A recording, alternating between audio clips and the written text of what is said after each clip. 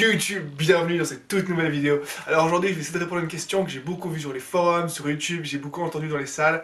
C'est la question de savoir si une fois qu'on a défini ses objectifs caloriques et macronutritionnels, on doit manger exactement le même nombre de calories et de macros tous les jours. C'est parti.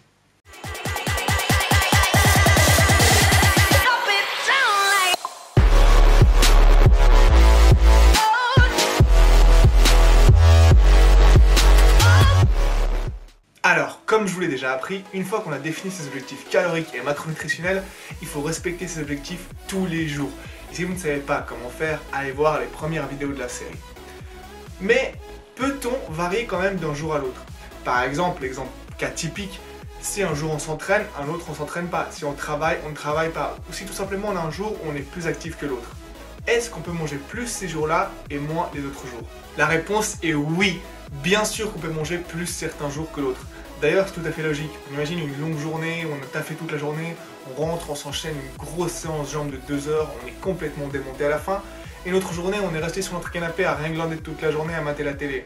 Bien sûr que dans le premier cas, on devra manger plus que dans le second. D'ailleurs, petit rappel de la vidéo où je vous apprends à calculer votre maintenance, c'est l'épisode 2 de cette série si jamais.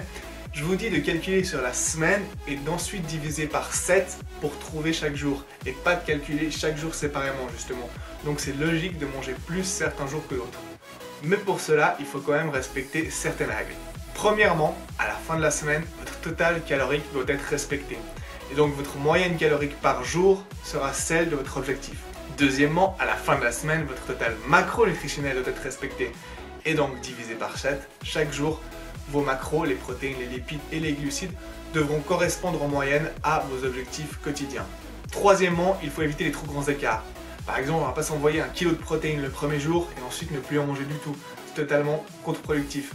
Mon conseil, c'est tout simplement d'écouter votre corps. Si vous voyez qu'à chaque fois, il y a un jour particulier, vous avez plus faim que les autres jours, je reprends l'exemple de la séance jambes parce que pour moi, et je sais que pour beaucoup de monde, la séance jambes, c'est vraiment un truc qui vous défonce complètement. Si vous voyez qu'à chaque fois après une séance jambes, vous avez plus faim que les autres jours, et ben mangez plus. Et un jour où vous voyez que vous dépensez moins de calories, compensez et mangez moins. Aussi simple que ça. Écoutez votre corps. C'est aussi utile si par exemple vous sortez manger avec des amis, vous allez à une fête, un truc comme ça, et vous voyez que vous avez un peu trop mangé.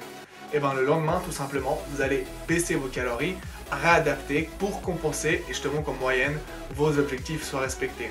Sur cette question particulière, il y a une vidéo qui viendra tout bientôt où je traiterai particulièrement du sujet de comment faire quand on veut sortir manger. Ça peut aussi être utile si par exemple vous sortez manger avec des amis, vous allez à une fête et vous voyez que vous avez un peu trop mangé. Et bien tout simplement, le lendemain, vous allez baisser vos calories pour compenser et avoir une moyenne qui respecte vos objectifs.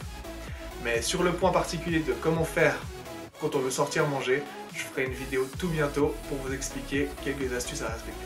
A noter que vous n'êtes pas obligé de changer vos objectifs sur MyFitnessPal ou peu importe l'application que vous utilisez pour enregistrer vos macros. Vous pouvez laisser vos objectifs les mêmes tous les jours et simplement il y a certains jours où vous verrez que vous avez trop mangé, vous verrez combien vous avez dépassé et vous compenserez les jours suivants. Si vraiment vous êtes débutant et ça vous perturbe de faire comme ça, vous pouvez changer chaque jour vos objectifs. Mais pour être honnête, je trouve ça beaucoup plus compliqué que simplement laisser tous les jours les mêmes objectifs, voir de combien on a dépassé, hein, c'est marqué assez clairement, et compenser les jours suivants. Voilà, c'est tout pour aujourd'hui, j'espère que ça vous aidera à être plus flexible avec votre diète, parce que n'oubliez pas, c'est le but de cette méthode. Je rappelle à ceux qui ne me suivent pas encore que vous pouvez me suivre sur Snapchat à SciencePhysique en un mot. Et s'il vous plaît, lâchez un petit like à cette vidéo. Si vous avez des questions, c'est dans les commentaires, j'y répondrai à chaque fois. Et bien sûr, si vous n'êtes pas encore abonné, abonnez-vous à la chaîne. Allez, on se voit tout bientôt pour une nouvelle vidéo. A plus.